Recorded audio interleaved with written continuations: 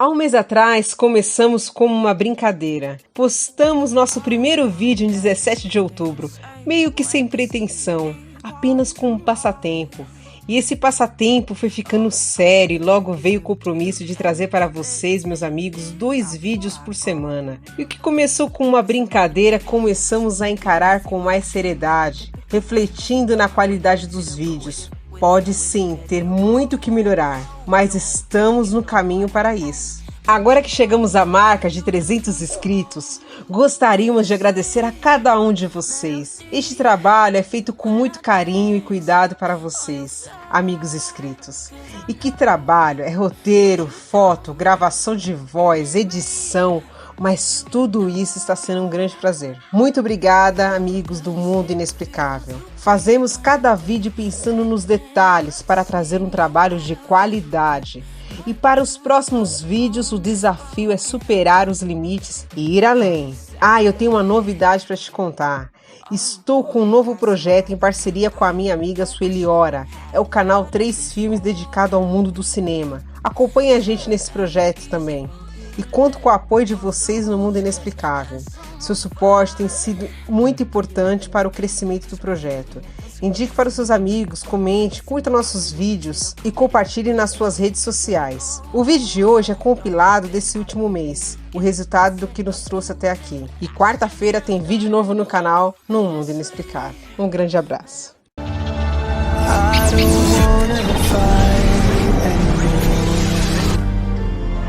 Just turn around and leave me.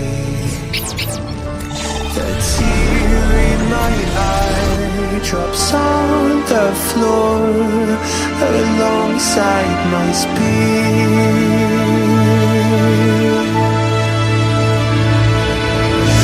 My knees are drenching in the blind I feel just to get in. When I look around me, everything I had went up in flames, my lonely way. Mundo Inexplicável. Conto dos Irmãos Grimm, Protegida de Maria. Na orla de uma extensa floresta morava um lenhador e sua esposa. Eles tinham apenas uma filha, uma menina linda de apenas 3 anos. Mas eles eram tão pobres que não tinham mais o pão de cada dia e já não sabiam mais o que dar-lhe de comer. Certa manhã, o lenhador, com grande preocupação, foi até a floresta para cuidar do seu trabalho. Ele estava cortando lenha e de repente apareceu uma mulher alta e bela, com um olhar sereno, um rosto angelical. E tu, que és pobre e necessitado, traga-me tua filha. Vou levá-la comigo, ser sua mãe e cuidar muito bem dela. O lenhador, assustado, obedeceu e foi buscar de imediato a sua filha. Por que estás aqui, na vastidão da floresta, ir comigo até meu castelo? Ela apenas balançou que sim com a cabeça. Ela não pudesse falar. Era linda e bela e muito afável. E assim, o rei começou a amá-la do fundo do seu coração. E não demorou muito e casou-se com ela. Quem confessa e se arrepende de seu pecado sempre é perdoado. E entregou-lhe as 3 crianças, soltou-lhe a língua e deu de presente a felicidade para a vida eterna. Boa noite. Estamos aqui com os candidatos à presidência dos Estados Unidos. Desse meu lado está o decrépito candidato advogado Joe Sleeping Biden. Boa noite, Sr. Biden. Sr. Biden. O senhor está acordado? O quê? Boa noite. Eu quero dizer que eu vou boicotar o Brasil se Bolsonaro não apagar as chamas da Amazônia. O futuro do planeta depende da Amazônia. Tome aqui esses 20 bilhões de dólares para salvar as girafas da Amazônia e os zebras do Pantanal. Deste meu lado, temos o candidato à reeleição pelo Partido Republicano, o laranja bilionário, que pagará apenas $750 de imposto de renda em 20 anos. Donald Rocketman Trump. Boa noite. Você é muito bonita. Eu sou muito rico. Let's sair together depois do debate. Melania não pode saber. Desculpe, não sair com homens que têm idade para ser meu avô? You are Let's fake make news. America great Get out again of and here. again. Eu venci o Covid porque o Covid é fake news. Let's make America It's great tudo again fake and again. news. Eu venci o Covid porque o Covid é fake news. It's tudo fake news.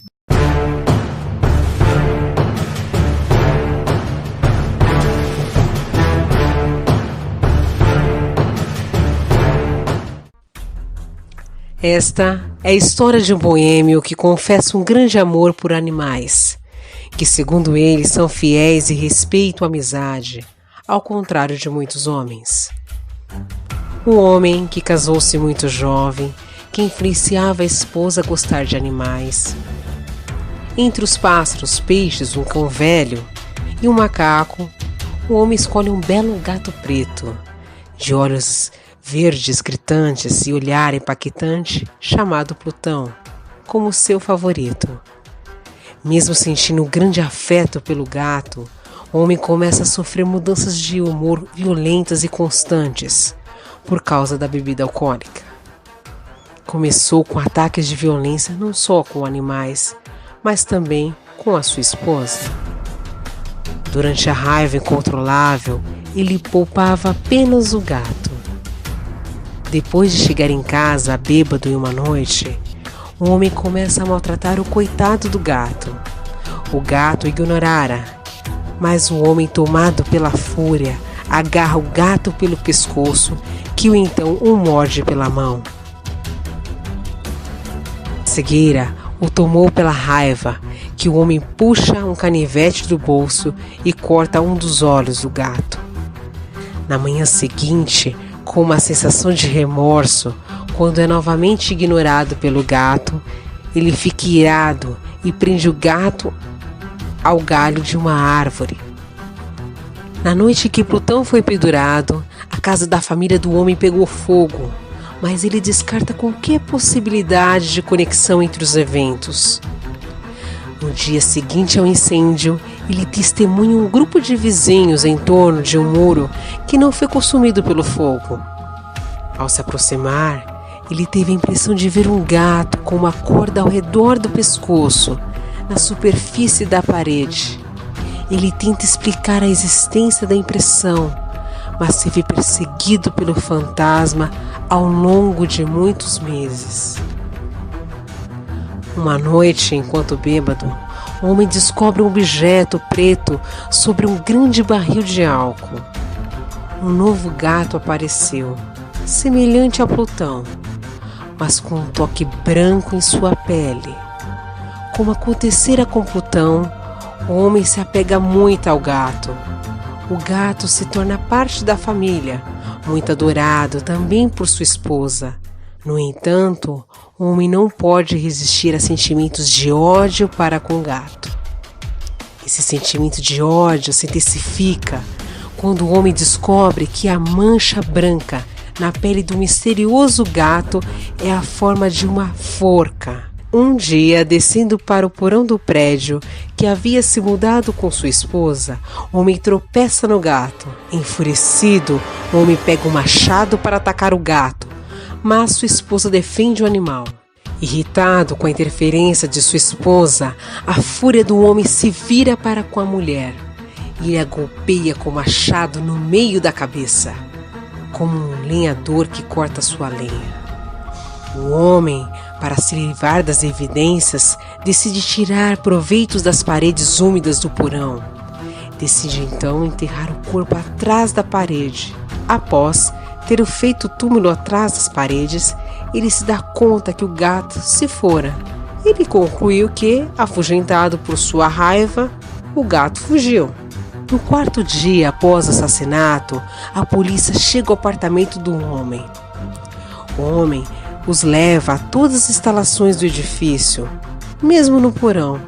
No porão, o homem tenta tirar o foco das suspeitas e comenta sobre a casa. Ele bate com uma bengala a parede da qual o corpo de sua esposa está. Em resposta à batida, um grito sai de atrás da parede. A polícia decide então quebrar a parede, descobrindo o cadáver escondido. Em cima da cabeça do cadáver estava o gato desaparecido. Esta é a história de O Gato Preto, de Edgar Allan Poe. Uma história de mistério que ronda os norte-americanos. Uma lenda, um possível caso real. Hoje vamos abordar a história de uma criatura sobrenatural pertencente à mitologia moderna que envolve o Mothman, que vamos chamar de Homem-Mariposa.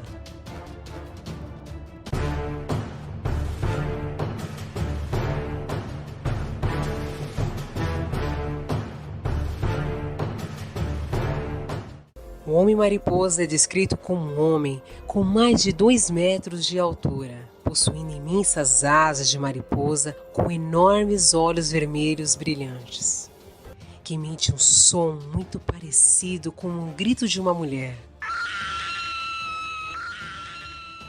A aparição do Homem-Mariposa está associada a uma catástrofe que ocorreu pouco tempo depois. Relata-se que mais de 100 pessoas tiveram algum contato com essa criatura, ocasionando desespero na população local.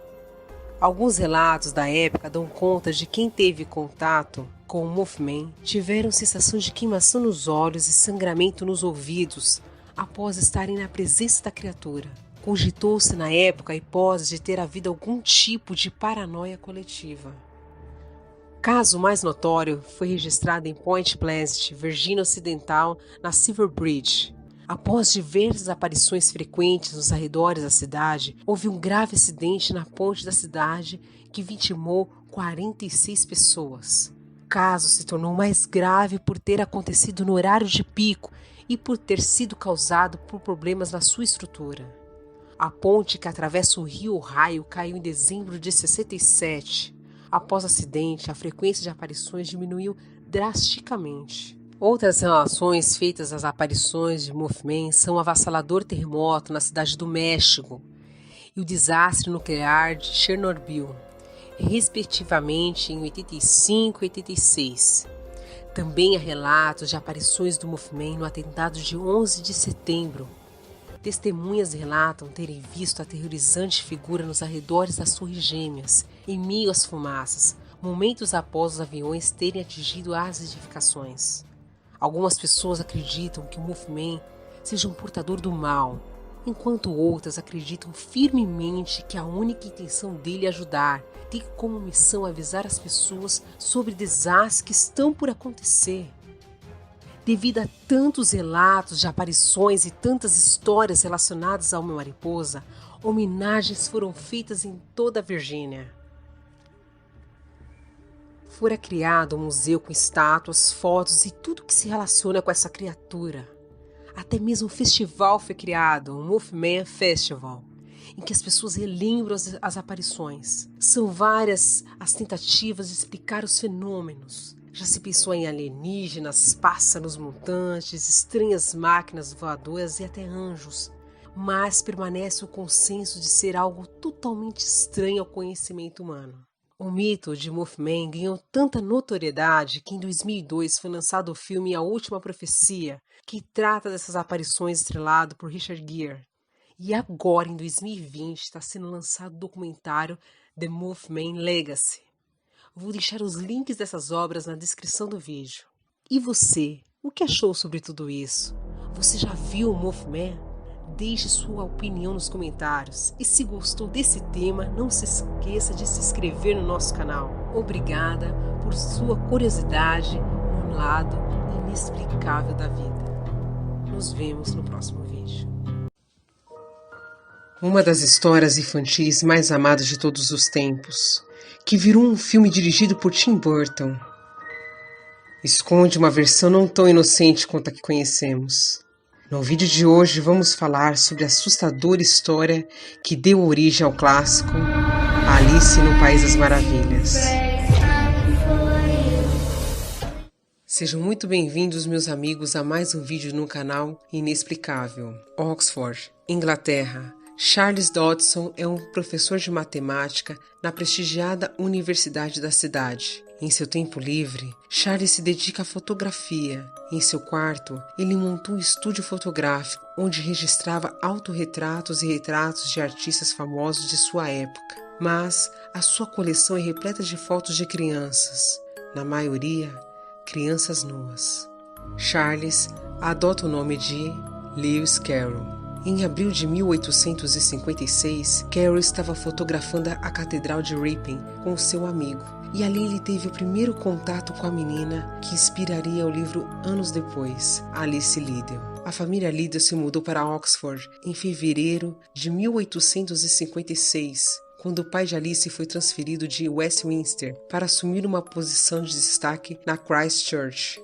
Logo, a família de Alice se transformou em uma celebridade da alta sociedade local. Alice desenvolveu uma forte ligação com as suas irmãs, Lorena e Edith. Foi em companhia de suas irmãs que, durante um passeio por Oxford, Alice conheceu Lewis Carroll, enquanto ele fotografava uma catedral na cidade. O acontecimento foi marcante para Carroll, pois ele assinalou o dia 25 de abril de 1856 como importante em seu diário, pois foi o dia que Alice e Carroll se conheceram.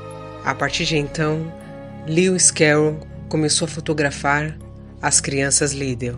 Nos anos seguintes, Carroll se tornou um amigo próximo da família de Alice, a ponto de ele e as crianças fazerem várias atividades juntos, como passeios de barco e visita a museus. Ele contava histórias para entreter as crianças, e num desses passeios surgiu a ideia de Alice no País das Maravilhas. Numa tarde de 1862, ele começou a contar as histórias de uma personagem chamada Alice em um mundo subterrâneo. A menina jamais se esquecera daquela tarde e pediu para que Lewis Carroll as escrevesse para ela. Ele passou mais de um ano escrevendo e ilustrando um manuscrito e ofereceu à menina no Natal de 1864. Porém, na época em que o manuscrito ficou pronto, Carroll já não tinha mais contato com a família Liddell. A relação entre eles terminou de maneira repentina no verão de 1863, época em que os diários de Carroll não citam mais os encontros com a família. A explicação para o corte tão repentino na relação poderia estar em uma página arrancada do diário. Teria a família de Alice descoberto algum interesse obscuro de Lewis na pequena menina? Biógrafos de Lewis Carroll relatam que o escritor se apaixonou pelas crianças, em especial por Alice. A relação entre eles era tão intensa que poderia ser classificada nos dias de hoje como muito estranha. A estranha obsessão de Carroll por fotografar crianças e o envolvimento platônico com Alice deixou para a história a nítida impressão de que Carroll era na verdade um pedófilo e que os livros que contam a história de Alice são na verdade fruto de sua obsessão pela garota. Outra versão da história de Alice, essa tão triste e perturbadora quanto a primeira versão, dá conta de que a menina sofria de esquizofrenia. Lembre-se, estamos no século XIX e a sociedade da época não tolerava os problemas mentais. Eles eram encarados como um tabu. Alice, uma vez internada, era mantida a maior parte do tempo sob efeitos de fortes sedativos. E quando não estava dopada, era constantemente abusada pelos funcionários do manicômio. Portanto, os acontecimentos e personagens eram, na verdade, as situações de que a menina vivia naquele lugar horrível e que ilustravam os desejos que ela tinha. O buraco do coelho pelo qual ela tem acesso ao País das Maravilhas é, na verdade, a única janela de seu quarto, onde ela ficou presa o resto de sua vida e por onde ela desejava sair e conhecer o mundo.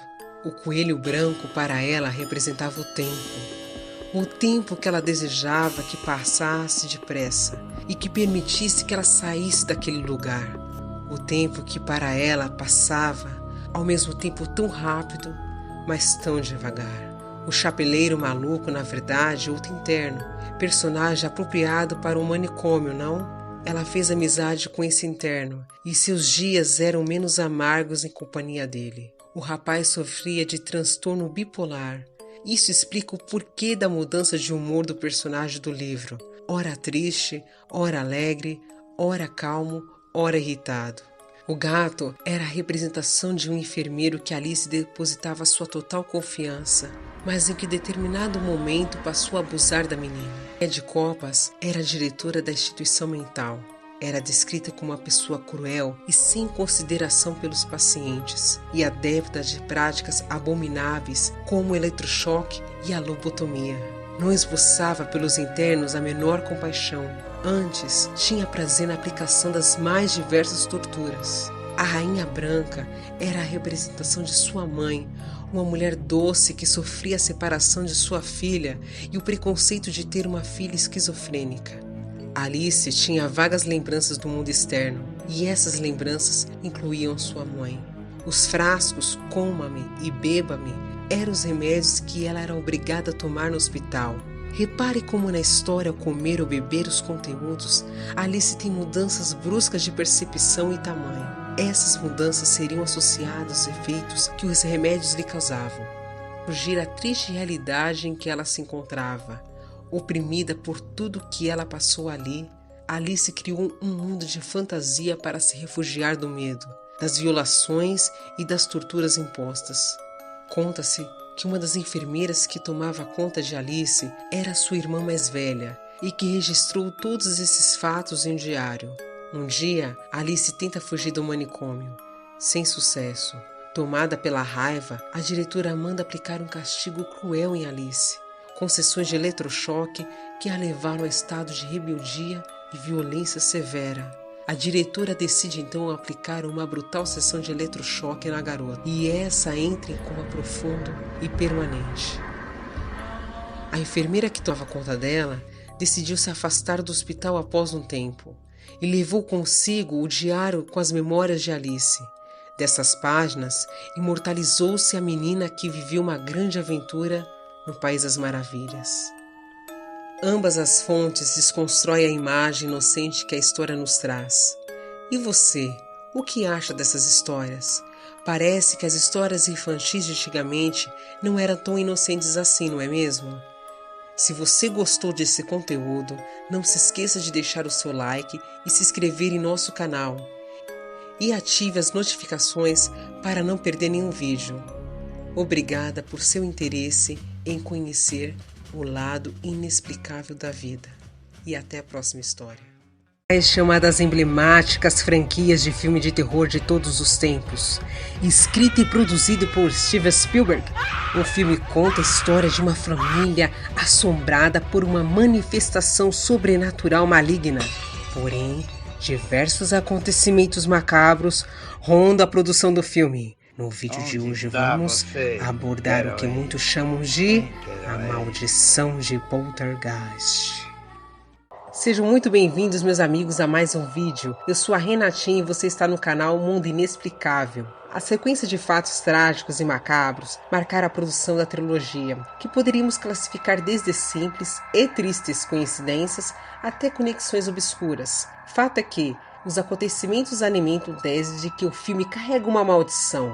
Segundo a história, o condomínio onde fica a casa adquirida pela família Freeling foi construído sobre um cemitério e de que os espíritos que habitam a casa não estão em paz e são atraídos pela filha mais nova, a Karen Raine. Entre esses espíritos há um demônio chamado a Besta, mas aqui todos que assistimos ao filme sabemos dessa sequência, não é mesmo? Alguns acontecimentos, no mínimo sobrenaturais, assombraram a equipe de filmagens e o elenco do filme, alimentando mais as teorias de que há uma maldição macabra por trás da história de Poltergeist. Para ajudar, a equipe de filmagens tomou algumas atitudes que poderiam ter contribuído para criar uma atmosfera amaldiçoada.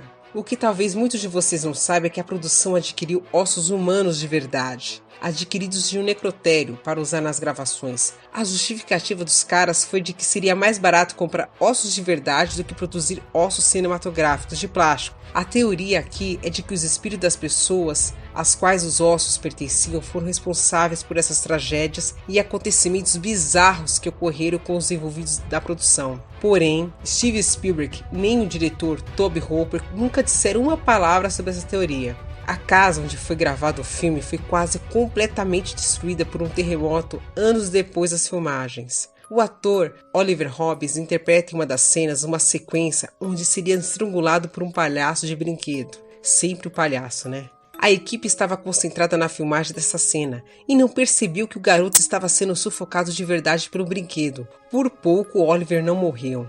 Em um documentário realizado pelos olhos de Oliver, ele disse: "É algo que com sorte encerrará um capítulo sombrio em minha vida." A atriz JoBeth Williams disse que quando voltava para casa depois das filmagens, encontrava seus quadros tortos nas paredes. Ela os endireitava, mas ao retornar do set no dia seguinte, os encontrava tortos de novo. Já a atriz Zelda fez uma sessão de fotos para Poltergeist 3 e uma estranha fumaça que não estava no local surgiu uma das fotos. Zelda contou posteriormente em entrevistas que sua mãe morreu no mesmo momento em que as fotos foram tiradas. Seria essa uma manifestação sobrenatural?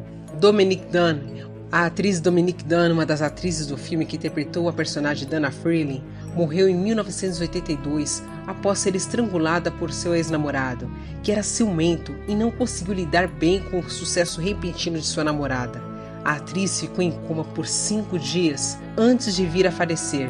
Ela tinha apenas 21 anos na época dos fatos. Para encobrir os gritos da atriz, o ex-namorado colocou a trilha sonora do filme para tocar bem alto. A garotinha Heather, intérprete da personagem Carrie Raine, vinha sofrendo de doenças do aparelho digestivo desde 87, quando foi equivocadamente diagnosticada com a doença de Crohn, uma doença incurável. Em 88, a atriz estava se arrumando para ir para o hospital quando caiu inconsciente em seu quarto. Ela foi levada às pressas para o hospital. Foi submetida a uma cirurgia para corrigir os danos causados pela doença. Ela faleceu na mesa de cirurgia aos 12 anos, em 1º de fevereiro, semanas antes do lançamento do último filme da franquia. Na autópsia, foi descoberto que a menina não sofria dessa patologia, mas sim de uma condição consideravelmente mais simples. A doença que lhe tirou a vida foi uma estenose congênita, que tem tratamento muito mais simples. O ator Julian Beck, intérprete do Reverendo Harry, morreu de câncer no estômago durante as filmagens de Poltergeist 2. Além dos estranhos acontecimentos, a equipe técnica do filme passou por várias situações bizarras, como objetos caindo, coisas que apareceram misteriosamente e barulhos desconhecidos. E vocês, o que acham? Há mesmo uma maldição por trás da produção da franquia de Poltergeist? Ou tudo não passa de uma bizarra coincidência? Sendo verdadeiro ou não, que Deus nos abençoe. Quero agradecer meu amigo Rogério Ora pela indicação da matéria. Espero que tenha gostado. Abraços a todos e até a próxima.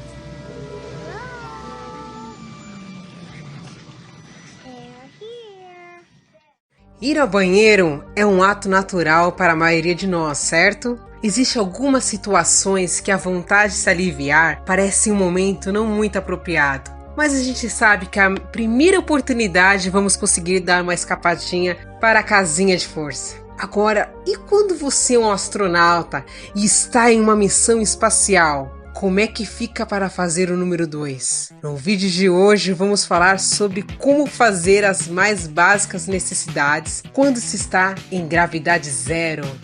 Sejam muito bem-vindos, meus amigos, a mais um vídeo no canal Mundo Inexplicável. Para você que está chegando agora neste canal, meu nome é Renatinha. Quando nós vemos um astronauta nos filmes ou nas reportagens de TV, a gente nem imagina. Legal, e esse astronauta se tiver uma dor de barriga? Agora, no meio de uma caminhada espacial, como é que ele faz? Pois saibam, amigos, que os trajes espaciais e os veículos que os levam para as missões são preparados para essas situações. Nas naves, o banheiro não é bem um cômodo ou um espaço reservado, como nas casas ou escritórios. A privada é um pouco maior que um prato e os astronautas têm que treinar ainda na Terra como usar o banheiro, para evitar de sujar todo o ambiente lá no espaço. Quando os astronautas estão em uma caminhada espacial, que pode chegar até 6 horas de missão, os trajes contam com compartimentos especiais para coletar esses dejetos. Para fazer xixi, nada como uma boa e velha fralda geriátrica, com algumas modificações, é claro, para garantir alta absorção da urina e evitar mau cheiro. Para coletar as fezes, a NASA desenvolveu um saco plástico que fica preso às nádegas do astronauta.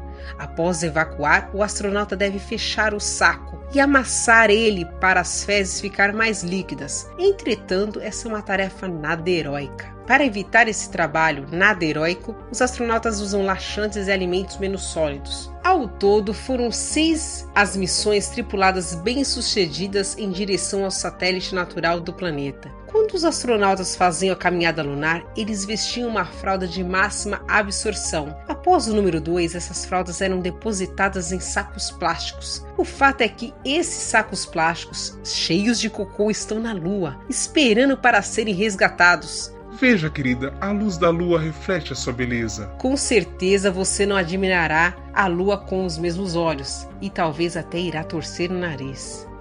A primeira missão tripulada da NASA foi feita pelo astronauta Alan Shepard. A missão estava programada para durar apenas 15 minutos, porém os momentos que antecederam o lançamento demoraram muito mais do que o esperado. Nesse meio tempo, o astronauta sentiu a necessidade de se aliviar e urinou ali mesmo, no traje feito de algodão. O pobre coitado ficou molhado por um tempo, mas como dissemos antes, o lançamento demorou tanto que deu tempo de secar o traje. A nave não contava com um banheiro, porque a NASA sequer tinha cogitado a ideia de colocar um banheiro no veículo espacial. Só então a Agência Espacial Americana se deu conta que os astronautas não são super-heróis.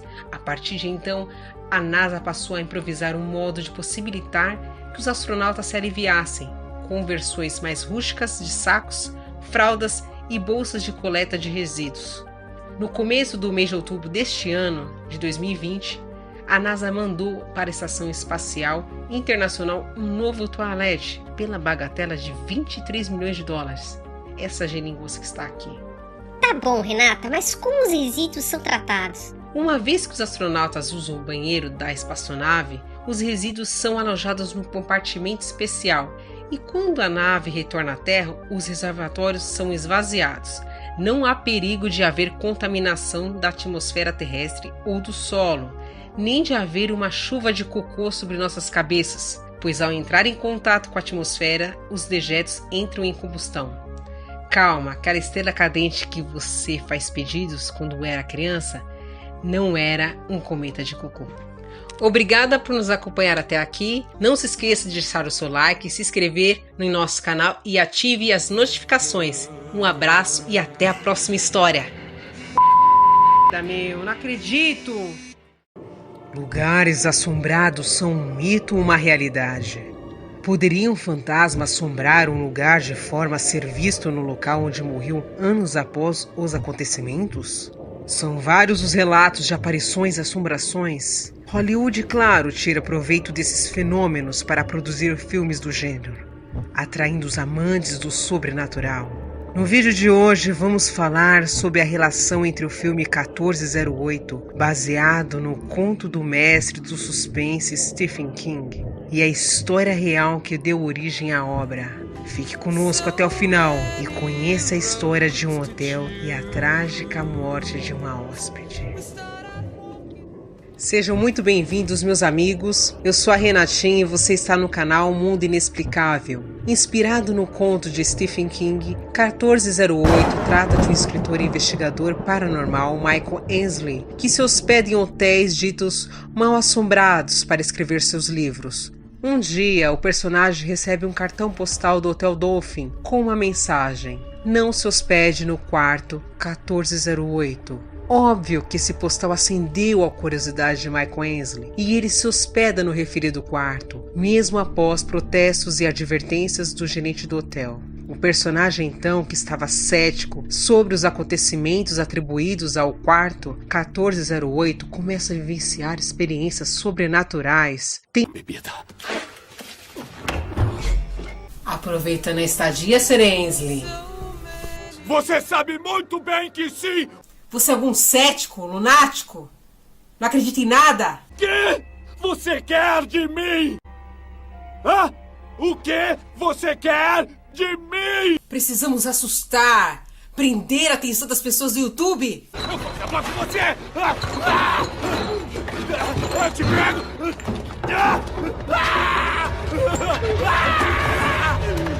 Eu quero minha bebida! Tendo contato com todas as pessoas que morreram naquele quarto de hotel. As experiências vividas por Michael Ainsley nesse quarto o levam a quase loucura, a ponto dele ter visões de sua filha que morreu vítima de uma doença. O mais impressionante é que esse conto e o filme, por consequência, foram inspirados em um fato que ocorreu no Hotel Del Coronado em 1892, em San Diego, Califórnia. Em 24 de novembro de 1892, Kate Morgan fez check-in no Hotel Del Coronado, usando o nome de Sra. Lori Bernard. Os funcionários do hotel a descreveram como uma pessoa elegante, bem vestida, educada, muito embora fosse melancólica e demonstrasse certa preocupação. Ela afirmou no check-in que se encontraria com seu marido no hotel. Eles tinham a intenção de passar o feriado de Ação de Graças juntos. 5 dias depois, Kate foi encontrada morta na escadaria que dá acesso à praia, com um tiro na cabeça e com uma arma em sua mão. A hipótese mais provável é que ela tenha cometido suicídio.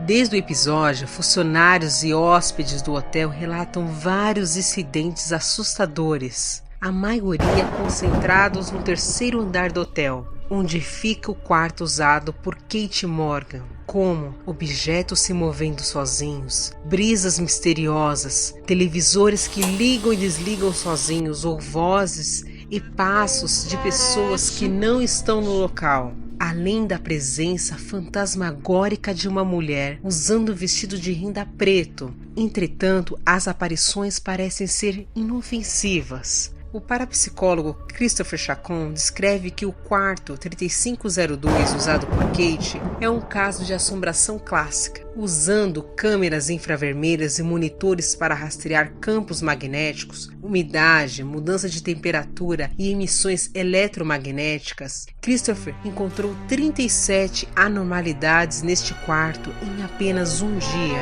As experiências de Chacon não foram tão assustadoras quanto as do personagem do filme 1408, mas não deixam de ser aterrorizantes. E ao contrário do quarto do filme, os hóspedes podem reservar o quarto 3502.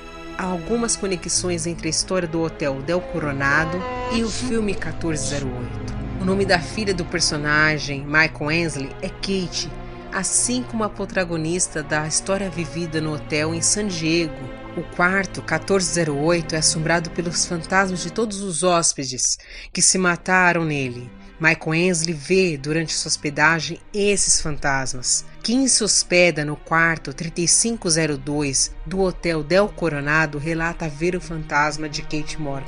O rádio-relógio liga sozinho no quarto 1408, tocando uma música insistentemente, além de haver outras manifestações sem explicação aparente. No quarto 3502 do Hotel Del Coronado, a televisão liga e desliga sozinha. Ouve-se vozes e passos e sente-se a presença de alguém que não estava lá anteriormente. Existem muitos relatos de hotéis e casas mal assombradas ao redor do mundo. A história do quarto 1408 teve como inspiração um dos casos reais de morte e assombração. E vocês, amigos, conhecem histórias de locais mal assombrados? Que tal compartilhar com a gente nos comentários? Obrigada por assistir a mais esse vídeo do Mundo Inexplicável. E se forem se hospedar em um hotel, seria bom checar se o lugar não é assombrado, só por garantia. Muito obrigada e até a próxima história, pessoal!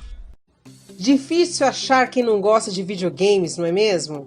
Quem foi criança nos anos 90 com certeza vai se lembrar do carismático e bigodudo Mario e seus mundos cheios de encanamentos, sempre com uma missão para salvar a Princesa Peach, ou do Sonic Ouriço Azul que se aventurava contra o Dr. Robotnik. Com tanto sucesso e tantos cartuchos e discos vendidos, tudo bem se você for um millennial e não souber o que é um cartucho ou não sabe o que é um disco de boot do PlayStation 1. alguns jogos foram parar na tela dos cinemas. Claro, Hollywood não pode ver um sucesso que já quer pegar logo carona. No vídeo de hoje vamos falar de 5 jogos incríveis que marcaram a infância de muita gente boa e que viraram filmes. Can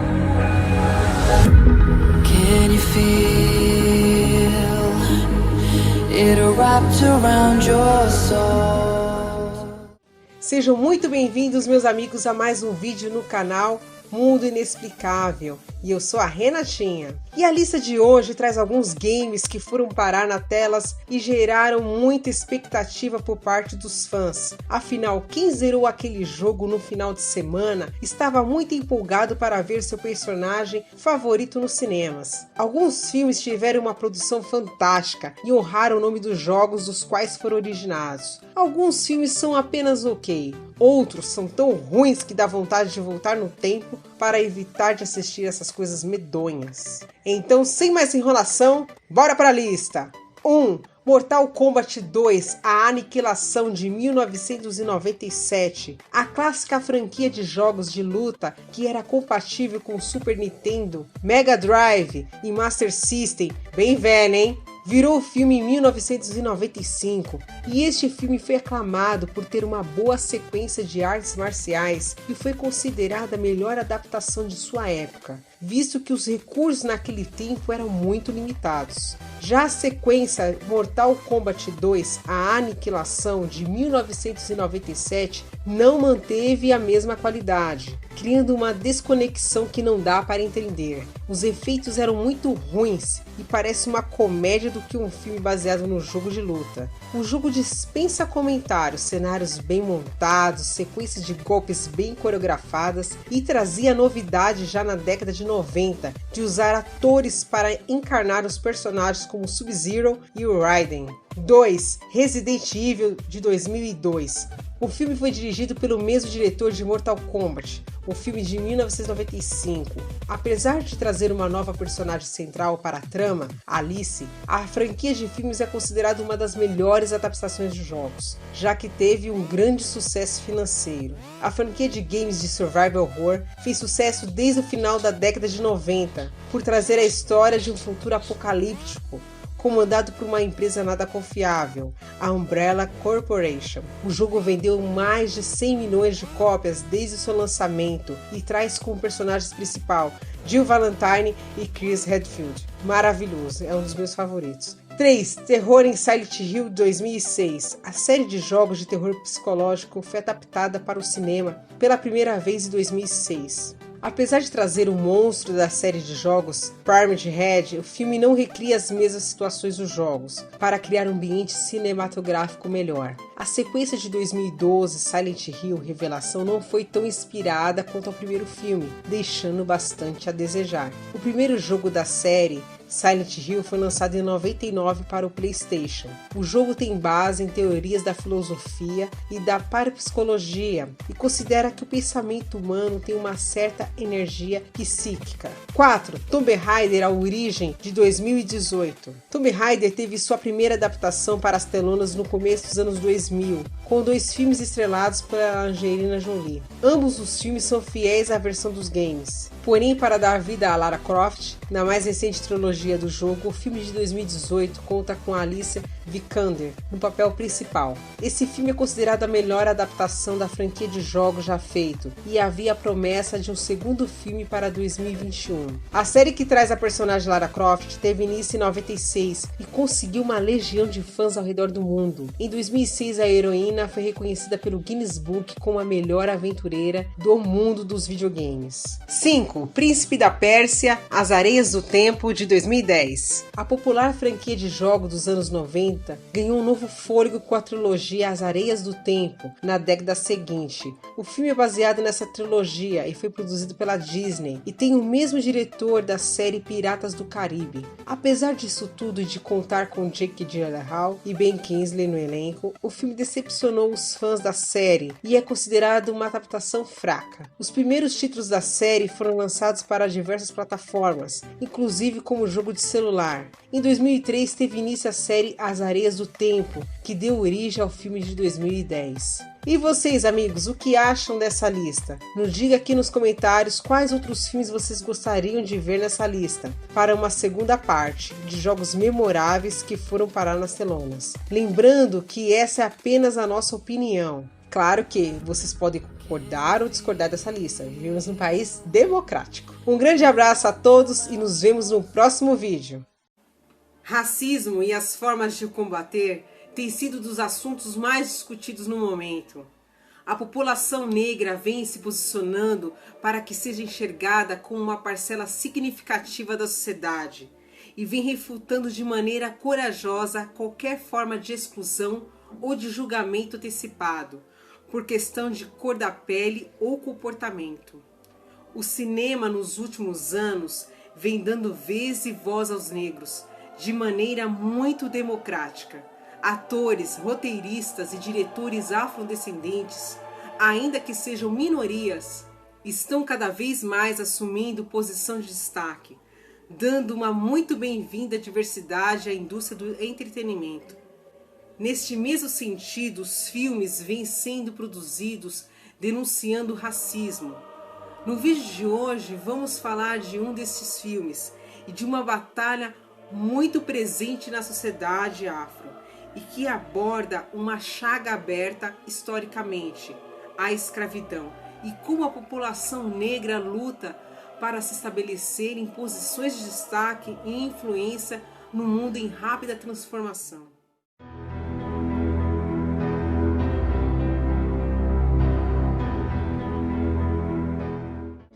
Sejam muito bem-vindos, meus amigos, a mais um vídeo no canal Mundo Inexplicável. E eu sou a Renatinha. Antebellum, título original do filme que em português foi batizado de A Escolhida. Começa com um longo plano sequência em uma fazenda rica dos Estados Unidos, ambientada no período da Guerra Civil Americana. Vale um parênteses aqui. Antebellum em latim significa antes da guerra e faz referência aos períodos que antecederam o conflito civil nos Estados Unidos. Os primeiros 5 minutos trazem o que podemos considerar como um dos mais chocantes inícios de filmes dos últimos tempos. Uma mulher negra estende lençóis brancos no varal, uma outra mulher sendo carregada em um cavalo e termina com um casal negro brutalmente separado. Eles haviam fugido e tinham sido recapturados. A mulher corre enquanto o homem, já preso numa espécie de coleira, se contorce tentando se livrar do soldado. Ao fim da cena, a mulher implora para ser morta e é atendida. A Escolhida traz a história de uma personagem central que também é retratada nessa cena inicial, sendo uma das fugitivas. Sua postura inicial de conformismo esconde uma vontade imensa de recuperar a liberdade. Em outra cena do filme, essa mesma personagem, chamada Verônica, aparece em seu quarto nos dias de hoje.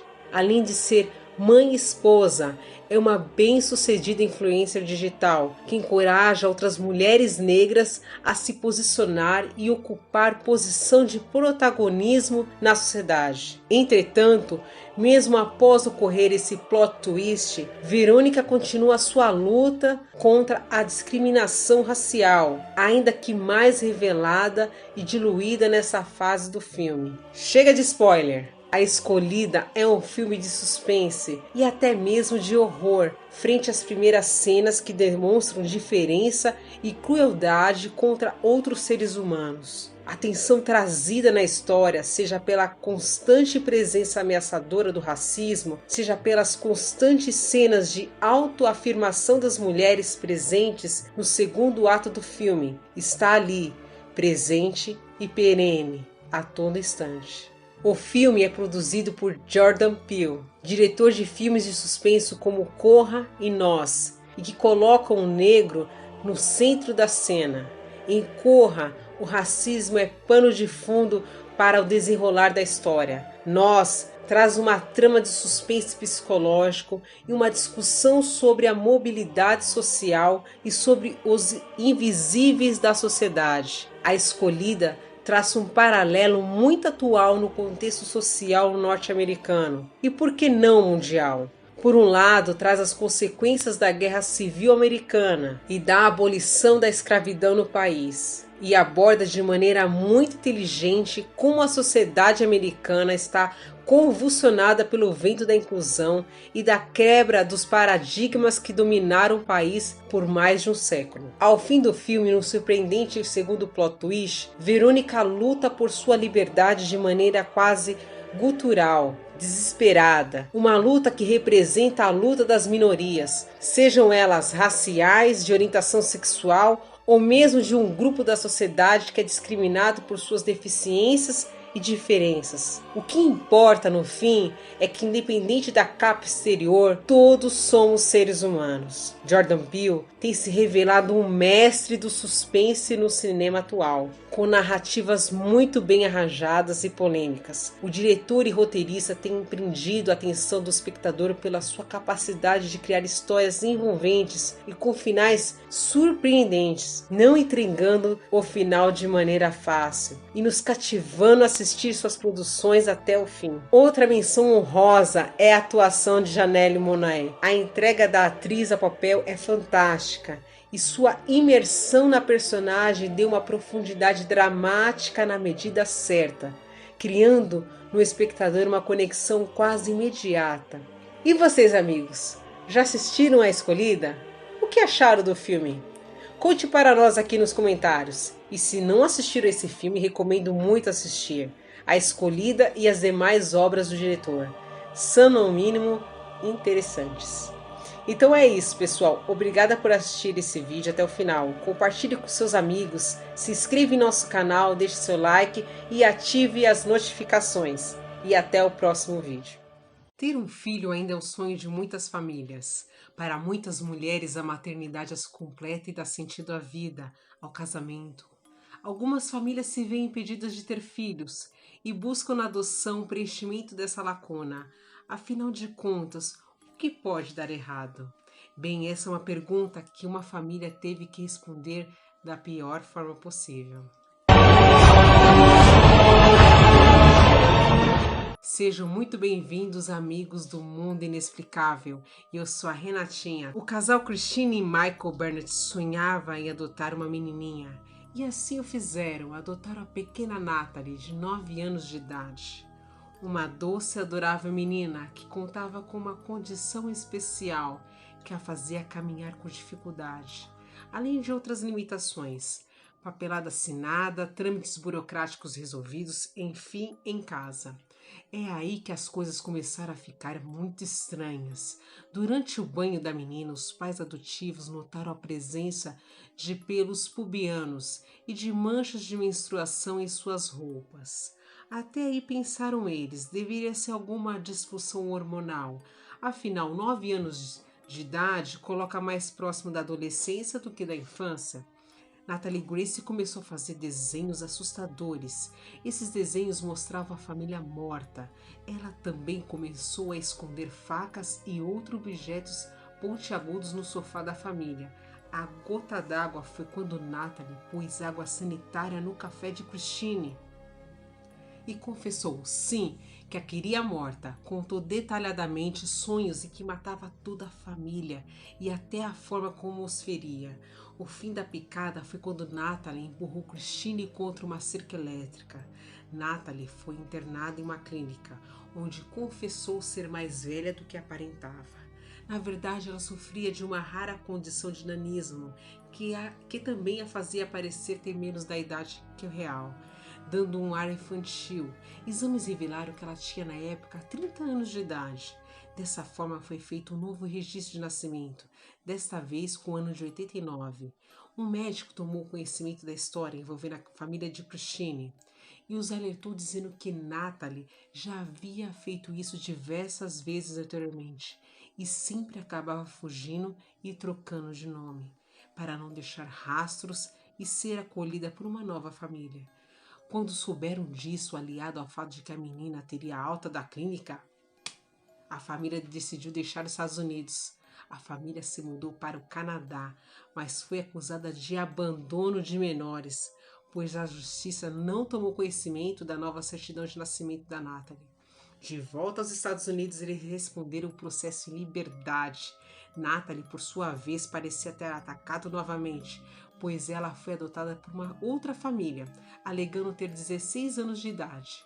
Atualmente tem-se conta que ela está vivendo no estado de Indiana, pelas pesquisas, com uma família cristã que acredita que a fé irá mudar o comportamento. Dessa forma, ela acompanha seus novos pais à igreja, por hora tem um comportamento normal. Seus novos pais não estão conseguindo adotá-la formalmente. A certidão de nascimento está constando nos sistemas de registro e impede o procedimento legal de adoção e filiação da nova família. A história macabra de Natalie Grace parece ter inspirado o filme A Órfã, de 2009.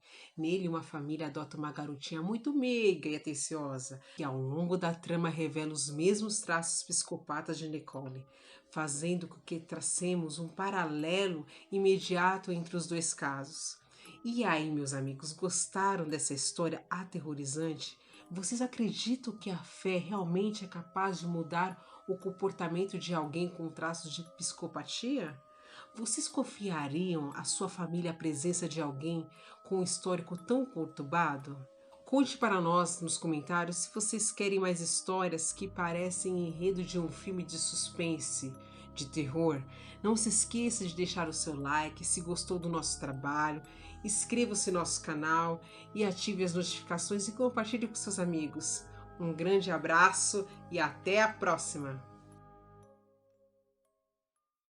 Algumas histórias parecem não ter explicação. Elas nos falam sobre a existência de criaturas mitológicas que parecem arrancadas das páginas de um livro e trazem fascinação, assombro e por vezes medo. O vídeo de hoje traz a história de uma dessas criaturas, de características assustadoras e que tem o poder de aterrorizar os mais corajosos. Hoje vamos falar do Siren Head ou Cabeça de Sirene.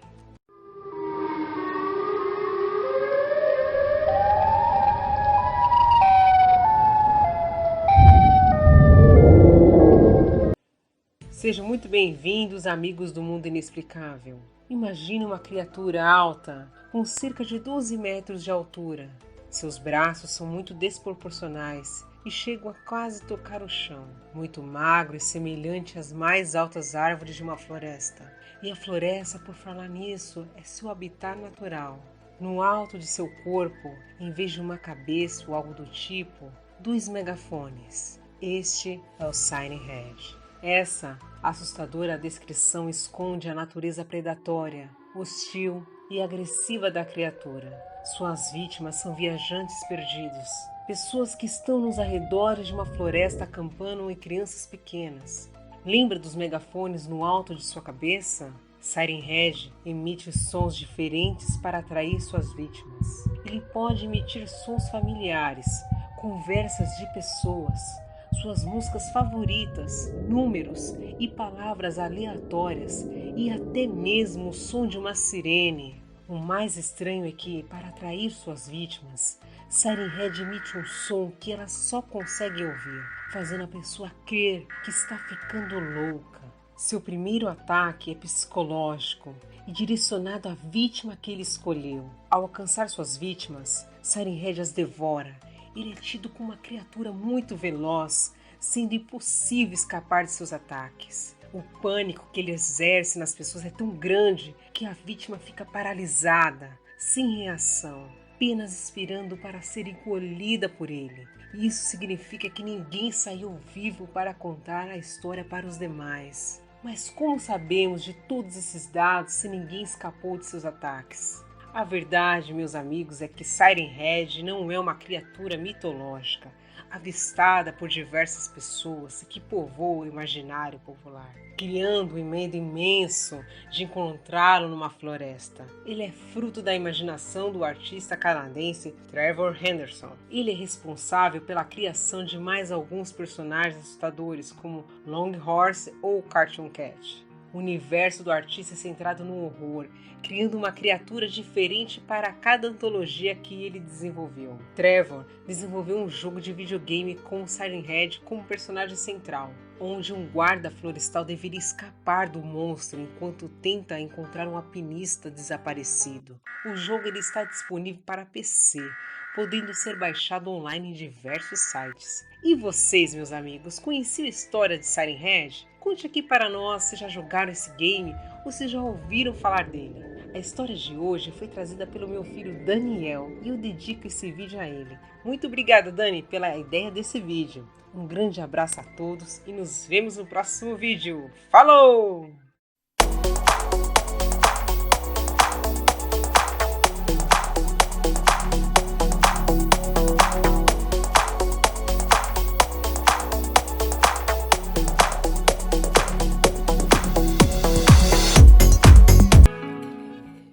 Terror e suspense, fatos que desafiam a realidade, lendas urbanas e mistérios difíceis de crer. Tudo isso e muito mais no nosso mundo inexplicável.